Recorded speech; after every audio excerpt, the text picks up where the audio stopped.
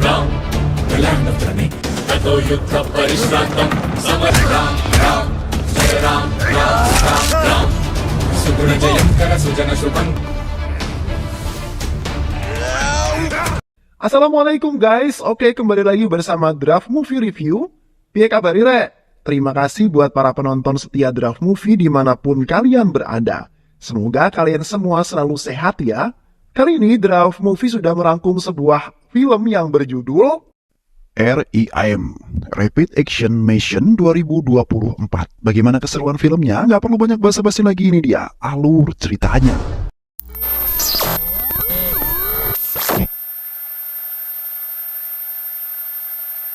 Kisah mengenai seorang laki-laki yang bernama Ram Surya.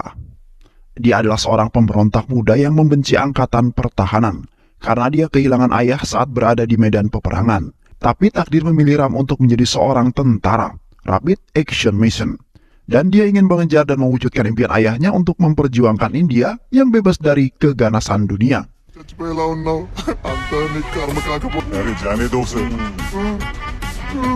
Di sebuah markas terdapat beberapa orang yang sedang berjaga di markas tersebut. Ada seorang kakek-kakek yang belum diketahui namanya, sebut saja kakek Arkan. Dia adalah pemimpin kelompok mafia yang ada di sana. Kakek Arkan sedang duduk dan memainkan tasbih di sebuah ruangan tertutup. Lalu datang seorang ajudan menghadap ke kakek Arkan sambil membawa sebuah telepon dan mengatakan bahwa kakek Arkan mendapatkan sebuah telepon dari seseorang dari Dubai yang bernama Dev Singh, yang mana beliau adalah Menteri India. Dev Singh menelpon untuk membicarakan sebuah strategi yang mereka rencanakan. Namun jika strategi ini gagal, maka Dev Singh akan ditangkap oleh pihak yang berwenang. Kemungkinan kakek Arkan meminta ajudannya untuk menelpon seseorang yang bernama Nawas. Kakek yang belum diketahui namanya itu mengatakan kepada Nawas bahwa kali ini di India harus melihat lebih dari apa yang terjadi di Mumbai dan Hyderabad. Di sebuah jalan raya melaju sebuah mobil hitam lalu berhenti di pinggir jalan. Lalu ada seorang laki-laki yang kita sebut saja Bos Johan. Bos itu kemudian memakai jas dan kacamata hitam, kemudian keluar dari mobil itu yang nampaknya sedang menunggu seseorang. Kemudian datang seorang dengan berbadan besar yang kemudian menyeret bawahannya untuk dihadapkan kepada seorang bos. Bawahan itu meminta maaf pada bos karena telah melakukan kesalahan. Lalu bos itu kemudian berkata akan memberikan sebuah hadiah kepada bawahannya yang berupa peluru panas yang dihadapkan tepat di mulut bawahan tersebut. Setelah membunuh bawahannya, bos tersebut melanjutkan perjalanan menuju ke Hyderabad. Di sebuah tempat yang sebut saja kantor kepolisian, seorang prajurit yang sedang melapor kepada komandan bahwa mereka telah mengetahui lokasi markas mafia itu. Di sisi lain, di markas mafia sedang terjadi diskusi dan mempersiapkan pasukannya. Lalu salah satu bawahan kakek Arkan melapor kepadanya bahwa markas mereka telah diketahui oleh pihak kepolisian. Komandan kepolisian mengatakan bahwa mereka harus menghentikan kelompok mafia itu. Lalu, komandan kepolisian memerintahkan untuk mengirimkan Surya Prakash menuju ke markas mafia tersebut. Lalu tibalah mobil kepolisian itu di markas mafia. Lalu Surya Prakash memerintahkan pasukan kepolisian untuk menyebar guna mengelabui kelompok mafia tersebut. Pasukan Surya Prakash kemudian memasuki markas mafia itu dengan hati-hati. Satu persatu penjaga markas mafia mulai dilumpuhkan oleh kepolisian. Surya Prakash dan pasukan mulai memasuki bagian dalam markas mafia. Namun kehadiran Surya Prakash sudah disambut oleh ketua kelompok mafia dengan semua anggotanya. Perkelahian terjadi di sana antara Surya Prakash dan kelompok mafia. Namun di tengah perkelahian, Surya Prakash ditembak oleh ketua mafia. Ketua mafia kemudian berkata pada Surya Prakash bahwa dia bisa saja membunuh Surya Prakash dengan mudah. Tapi Surya Prakash menjawab perkataan ketua mafia itu dengan tegas bahwa Surya Prakash berjanji dia tidak akan membiarkan pasukan mafia itu tersisa dengan selamat. Perkelahian terjadi antara dua ketua mafia itu dan Surya Prakash. Surya Prakash yang sudah terluka berhasil mengalahkan dua ketua mafia itu. Namun ternyata ada sebuah bom yang terpasang di tubuh ketua mafia tersebut. Lalu Surya Prakash yang sudah terluka itu memerintahkan pasukannya untuk meninggalkannya di sana. Get out of the sight immediately. Bom pun meledak bersama dengan Surya Prakash. Di lain tempat, Bos Johan menemui seseorang pemimpin perusahaan, sebut saja namanya Pak Saman. Pak Saman memberikan sebuah berkas kepada Bos Johan. Pak Saman mengatakan pada Bos Johan bahwa orang-orang yang berada di berkas itu sedang merencanakan sesuatu yang sangat besar. Lalu Bos Johan menemui beberapa orang yang akan menjalankan tugas bersamanya. Bos Johan menunjukkan foto yang berada dalam berkas tadi yang tidak lain adalah seorang penjahat yang terkenal yang bernama Wasim. Dia adalah teroris yang berbahaya yang ingin Bos Johan tangkap. Lalu Bos Johan memanggil orang-orang yang bekerja pada Wasim. Bos Johan menanyakan pada mereka bahwa siapa saja yang tahu keberadaan dan rencana Wasim agar mengatakannya pada Bos Johan. Namun mereka mengatakan bahwa mereka sudah tidak bekerja pada Wasim. Mereka juga mengatakan pada Bos Johan bahwa Wasim telah merekrut anggota yang baru. Film berpindah di mana ada seorang pemuda bernama Ram. Dia adalah anak dari pemimpin pasukan kepolisian yang bernama Surya Prakash. Ram yang sedang mengendarai motornya menuju ke sebuah tempat perlombaan balap motor bersama teman-temannya.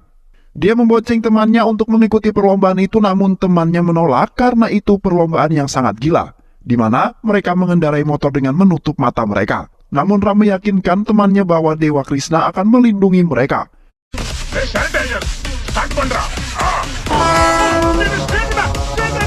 Di tengah perlombaan, satu persatu lawannya terjatuh hingga tersisa hanya Ram dan satu lawannya, hingga mendekati garis finish. Ram terbang dengan motornya dan akhirnya memenangkan perlombaan tersebut. Di tempat lain, Bos Johan memanggil sekretarisnya dan meminta data keluarga Surya Prakash. Kemudian datanglah Ram menemui Bos Johan di sebuah mall. Lalu bos itu kemudian mengenalkan dirinya pada Ram yang ternyata nama bos itu adalah Jaya Prakash Bardawaj. Dia menyampaikan pesan ayah Ram bahwa ayahnya Ram menginginkan Ram bergabung di departemen yang dipimpin oleh Jaya Prakash. Namun Ram menolaknya. Ram mengatakan bahwa dia menganggur. Jika dia ingin uang, dia akan memintanya. Jika tidak, dia akan mengambilnya, dan jika tidak, dia akan mencurinya. Lalu Jaya Prakash berkata, kenapa Ram tidak menjaga nama kehormatan ayahnya? Ram menjawab bahwa ayahnya tidak ada dalam hidup Ram. Kenapa Ram harus menghormati ayahnya? Film kemudian berpindah di mana Ram sedang berada di sebuah toko miliknya. Ram melihat seorang wanita yang sangat cantik di depan tokonya. Namun tas perempuan itu diambil orang yang tidak diketahui. Kemudian Ram mengejarnya. Ram terus mengejar pencuri itu hingga di tengah jalan raya. Hingga akhirnya Ram mendapati seorang pencuri itu di sebuah gang dan Ram meminta agar pencuri itu mengembalikan tas tersebut. Lalu pencuri itu memberikan tasnya pada Ram, lalu Ram memberikan uang pada pencuri itu sebagai gantinya. Kemudian Ram melihat isi tas perempuan itu dan melihat nama perempuan itu di kartu identitasnya. Nama perempuan itu adalah Janavi, yang dia bekerja sebagai seorang dokter di sebuah rumah sakit. Kemudian Ram memberikan tas itu pada perempuan yang bernama Janavi. Lalu Ram berkenalan padanya. Anyway, I'm Janvi. I am Ram. Di sisi lain, Bos Jaya Prakash sedang berada di sebuah kantornya. Lalu Bos Jaya Prakash menemui karyawan yang bernama Subu. Lalu Jaya Prakash menanyakan pada Subu kenapa dia belum pulang. Subu menjawab bahwa dia pulang setelah pekerjaannya selesai. Ketika Ram mengajak temannya di sebuah rumah sakit untuk menemui Janavi di tempat kerjanya, kemudian Ram berpikir bagaimana cara agar Ram bisa bertemu dengan Janavi. Sebuah ide muncul di benak Ram, dia menjatuhkan motornya pada temannya yang mengakibatkan kaki temannya itu sakit. Ram ingin agar dia bisa selalu bertemu dengan Janavi, namun selalu dokter lain yang dia hadapi. Shock treatment. Cigarette తాగుతావా? Mandu తాగుతావా? Di tempat lain, di mana Bos Jaya Prakash menemui Ram dan menanyakan apakah Ram sudah memutuskan pilihannya. Namun Ram masih belum mau bergabung dengan Departemen Jaya Prakash. Ram kembali menemui Janavi dan berusaha menyatakan cintanya pada Janavi. Namun Janavi mengatakan agar Ram menemui ayah Janavi dan meminta izin pada ayah Janavi. Berangkatlah Ram menuju rumah Janavi, namun ketika Ram sudah masuk ke rumah Janavi, dia terkejut melihat foto yang terpajang di ruang tamu Janavi adalah Bos Jaya Prakash yang sering mengajak Ram untuk bergabung dengan departemennya. Ketika ingin keluar, Janavi keluar dari kamarnya dan memanggil Ram. Janavi terkejut ketika ayahnya dan Ram sudah saling kenal. Lalu Bos Jaya Prakash bertanya pada Ram, apakah dia menyukai putrinya? Ram tersipu malu dan meminta izin ke kamar mandi. Setelah kembali dari kamar mandi, Ram ditanya kembali oleh Jaya Prakash, apakah dia menyukai putrinya? Lalu Ram menjawab iya. Jaya Prakash menginginkan putrinya menikah dengan orang yang bekerja di departemennya. Lalu Ram mengatakan bahwa dia siap bekerja di sana dan siap melaksanakan tugasnya. Ram ingin menggantikan ayahnya dan menjaga nama kehormatan ayahnya. Kemudian Putri Jaya Prakash bertanya pada ayahnya kenapa ayahnya ingin agar Ram masuk ke departemennya. Ayahnya menjawab bahwa itu adalah keinginan ayahnya Ram. Keesokan harinya, Jayaprakash mulai melatih Ram dengan pelatihan lari, kemudian dengan latihan bela diri, pengetahuan, dan lain sebagainya. Lalu Jayaprakash memberikan Ram tugas untuk mengikuti seseorang. Ram terus berlatih lari, push up, dan belajar pengetahuan. Lalu ketika Ram dan Janavi bertemu di taman, tiba-tiba temannya datang dalam keadaan mabuk. Mendengar itu, Janavi merasa dibohongi dengan apa yang dikatakan oleh teman Ram. Lalu Janavi pun pergi meninggalkan Ram dan temannya di taman. Keesokan harinya, Ram mengajak temannya menemui Janavi untuk mengatakan yang sesungguhnya. Lalu Ram berjanji pada Janavi bahwa dia hanya ingin Janavi bukan karena pekerjaan atau yang lainnya. Di sisi lain, saat Ram sedang menjalani latihan, beberapa kelompok mafia Wasim sudah mengumpulkan anggota-anggota barunya dan mulai menyelundupkan senjata secara ilegal.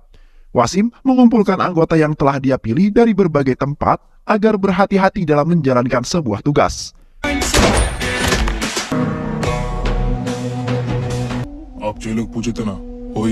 Di tempat lain, bos Jayaprakash memanggil sekretarisnya dan menanyakan di mana lokasi Subu saat ini.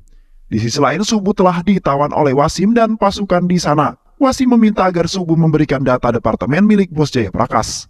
Subu diancam bahwa keluarganya akan dibunuh oleh Wasim, namun ketika Subu telah memberikan data itu, justru Subu ditembak oleh anak buah Wasim. Bos Jayaprakash mengingat perkataan yang diucapkan Subu waktu itu.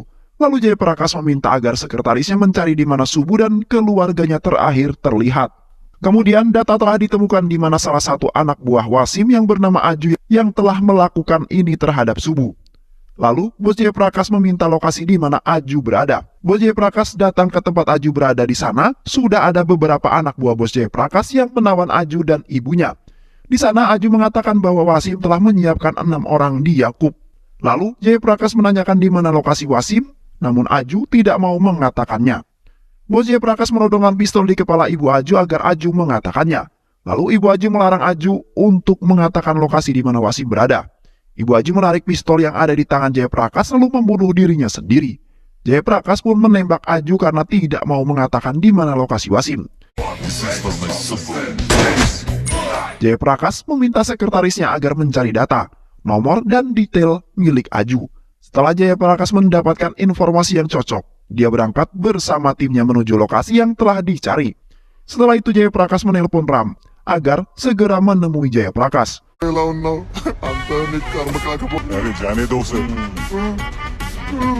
Setelah sampai di lokasi, Jayaprakash memasuki wilayah kelompok mafia itu. Satu persatu penjaga mulai dilumpuhkan oleh Jayaprakash. Namun di sana Ram ketakutan dan menelpon temannya. Tiba-tiba muncul Wasim di sana dengan anak buahnya. Perkelahian pun terjadi antara pasukan Wasim melawan Jayaprakash dan pasukan Jayaprakash melawan Wasim. Namun, Wasim tiba-tiba menyerahkan diri pada Jayaprakash. Ternyata itu hanya sebuah jebakan yang dibuat oleh Wasim. Wasim sudah menyiapkan beberapa anak buahnya untuk menembak Jayaprakash. Tiba-tiba Ram muncul dan menembak anak buah Wasim yang bersembunyi dan Ram berhasil menyelamatkan Jayaprakash dan anggotanya.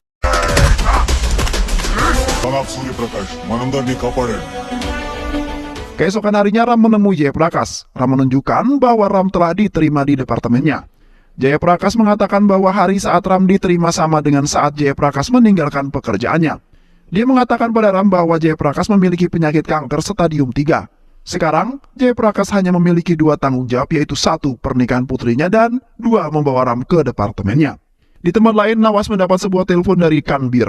Mengatakan pada Nawas, dia mengirimkan nomor yang dia dapat dari pesta. Nawas menjawab akan memeriksa nomor tersebut. Di kantor HID, Ram datang menemui pemimpin kantor HID, dan Ram siap menerima sebuah tugas. Lalu datanglah Jayaprakash ke kantor itu dan melapor bahwa ini adalah tugas terakhirnya, karena penyakitnya telah berada di status akhir. Kemudian Jayaprakash menemui Wasim di penjara. Di sana Jayaprakash menanyakan apa yang Wasim lakukan pada 6 orang yang telah dia pilih. Setelah itu, 6 orang yang telah dia pilih, Wasim mulai memasuki tempat di mana Wasim dan Jayaprakash berada. Tiba-tiba, suara tembakan terdengar di sana. Ternyata anak buah Wasim datang dan hendak menyerang Jayaprakash. Di sana Ram berusaha menyelamatkan Jayaprakash, namun Jayaprakash menyuruh Ram untuk menyelamatkan Wasim, agar Wasim dibawa ke rumah sakit. Di akhir hidupnya Jayaprakash, Dia memerintahkan Ram untuk menghentikan rencana anak buah Wasim. Jayaprakash mengatakan pada Ram bahwa dia melihat jiwa dirinya pada tubuh Ram. Dan Jayaprakash juga mengatakan bahwa Jayaprakash akan selalu ada di dalam tubuh Ram. Jayaprakash meminta Ram agar bisa menjalankan tugas cepat seperti ayahnya. Akhirnya Jayaprakash menghembuskan nafas yang terakhir. Di pemakaman Jayaprakash, pemimpin HID datang dan mengatakan permintaan maaf pada anak Jayaprakash. Di sana anak Jayaprakash menangis dan mengatakan maaf pada ayahnya. Tapi dia juga bangga pada ayahnya karena telah membela negaranya.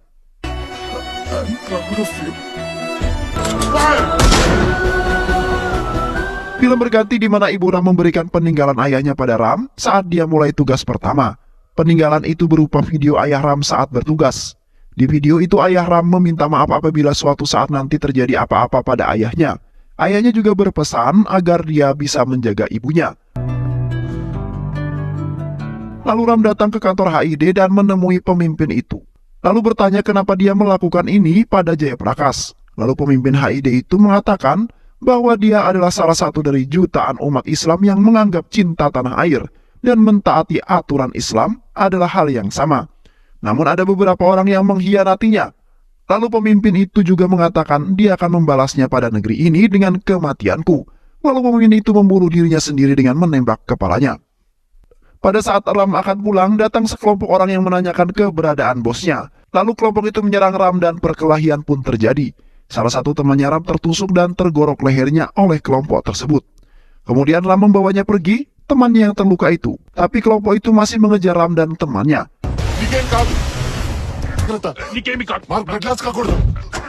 Kelompok itu berkelahi dengan Ram di tengah jalan. Ram meminta agar dia mengatakan siapa yang memerintahkan mereka, namun mereka tidak mau mengatakannya. Film berganti di mana Ram menemui Fahri, di mana Fahri telah mengawasi tempat persembunyian pemimpin yang mengirimkan kelompok yang menyerang Ram. Fahri mengatakan di sana penuh penjagaan. Lalu Ram mengajak Fahri untuk pergi ke sana. Di sana Ram berjumpa dengan orang tua, sebut saja namanya Syawas. Setelah itu Fahri diminta Ram untuk mengikuti jejak kakek Syawas di tempat tersebut. Lalu setelah kakek Syawas masuk ke sebuah kamar mandi, Fahri sudah siap di dalamnya dengan membawa bius. Lalu kakek Syawas dibius oleh Fahri dan dibawa ke sebuah ruangan untuk diinterogasi bersama Ram. Setelah kakek Syawas sadar, dia bertanya pada Ram apa yang Ram inginkan. Ram menjawab apa yang kakek Syawas ketahui tentang rencana Wasim. Lalu Ram menampar kakek Syawas karena tidak menjawab pertanyaannya. Kakek Syawas menjawab bahwa dia hanya mengikuti instruksi partai. Kakek Syawas hanya meneruskan hadiah dan pesan dari mereka. Lalu Ram berkata apa hubungan Wasim dengan partai. Kakek Syawas menjawab, Wasim adalah seorang teroris. Kakek itu mengatakan bahwa banyak orang mengira teroris untuk agama dan mendapat kendali atas negara. Kakek Syawas mengatakan kemudian memukulnya. Memarahi atau bahkan membunuhnya tidak akan mengubah jawabannya. Kemudian Ram menulis sebuah angka yang menuju ke sebuah teka-teki. Ram terus mencari tahu tentang nomor itu hingga akhirnya Ram menemukan titik terang di mana itu adalah nomor PNR, yaitu nomor keberangkatan kereta dari Hyderabad menuju Tirupati. Lalu Ram menyuruh Farul untuk mencari rincian penumpang kereta itu. Lalu Farul mengatakan bahwa tiket itu palsu. Kemudian Ram terus mencari tahu tentang nomor tersebut. Akhirnya menemukan arti dari angka itu adalah nama sekolah yang bernama Kendriya Vidya Bhavan 2. Kemudian Ram menemui Javani untuk meminta kemunduran jadwal pernikahan mereka. Lalu Javani mengatakan pada Ram untuk meminta izin dan restu pada ibunya. Kemudian Ram menemui ibunya untuk meminta restu dari ibunya, dan ibunya memberikan gelang Krishna pada Ram. Tibalah Ram di Tirupati. Lalu Ram menghubungi pemilik sekolah yang berada di Tirupati. Ram mengatakan bahwa akan ada teror di sekolah itu. Tiba-tiba Ram tidak sadarkan diri. Film berganti di mana Ram sudah diikat dan bercucuran darah di kepalanya. Setelah sadar, Ram terkejut melihat seseorang yang sudah berdiri di depan Ram dengan seluruh pasukannya. Seseorang itu adalah Nawas. Nawas bertanya pada Ram siapa yang mengatakan dua kapi, memiliki arti Kendriya Vidyalaya. Lalu Baruti bertanya pada Ram mengapa Ram melakukan ini. Lalu Ram melawan Tuan Van Kateswara yang telah memberitahu. Lalu Nawas berkata bahwa dia ingin memerintahkan negara ini. Nawas mengatakan bahwa dialah yang meminta Wasim untuk mencari 6 orang di India karena dia ingin membentuk jihad baru. Nawas juga mengatakan Tuhan bagi semua orang adalah Allah. Nawas berkata pada Ram bahwa ada 1.500 siswa di sana dan dalam 15 menit semuanya akan meledak. Lalu terdengar telepon memanggil Nawas. Lalu suara dari telepon itu mengatakan bahwa sudah 15 tahun dia mendengar suara itu seraya berkata, Surya Prakas. Lalu suara dari telepon itu memerintahkan untuk membunuh Ram. Lalu Ram dipukuli dari belakang menggunakan sebuah besi. Ram pun tidak sadarkan diri, lalu Ram teringat ibunya. Kemudian Ram pun bangkit dan melawan seluruh pasukan Nawas secara sendirian. Kemudian Ram berlari keluar dan meminjam telepon seseorang untuk menelpon polisi, agar polisi segera menuju ke sekolah yang akan diledakkan. Di sekolah itu Ram sudah disambut dengan 6 orang itu di lapangan. Ram melawan 6 orang tersebut sendirian hingga tersisa 1 orang. Ram bertarung melawan orang-orang itu hingga babak belur. Pertarungan itu dimenangkan oleh Ram. Namun ketika petugas ingin membunyikan sebuah bel yang sudah dipasangi bom, Ram mencoba menghalanginya. Akhirnya bom yang sudah dipasang oleh Nawas gagal meledak. Akhirnya sekolah itu pun selamat. Di akhir cerita, Ram menemukan artikel yang ditinggalkan oleh ayahnya untuk Ram. Singkat cerita, Nawas sudah tertangkap oleh Ram. Lalu muncul seseorang yang tidak diketahui dan merasa ketakutan akan mendengar nama Ram. Dia mengatakan bahwa Ram tidak akan berhenti sebelum menangkap dirinya. Misi Ram selanjutnya menemukan dan menangkap seseorang yang memerintahkan Nawas. Dan cerita pun selesai. Terima kasih udah nonton video ini sampai akhir. Semoga kalian semua terhibur. Jangan lupa subscribe, like, comment, and share ya. Pisang habis dimakan kunti. Kunti dilepas banyak maunya. Salam undur diri dari Draft Movie. Dan terima kasih buat penonton semuanya. Draft Movie pamit. Sehat selalu. Wassalamualaikum warahmatullahi wabarakatuh.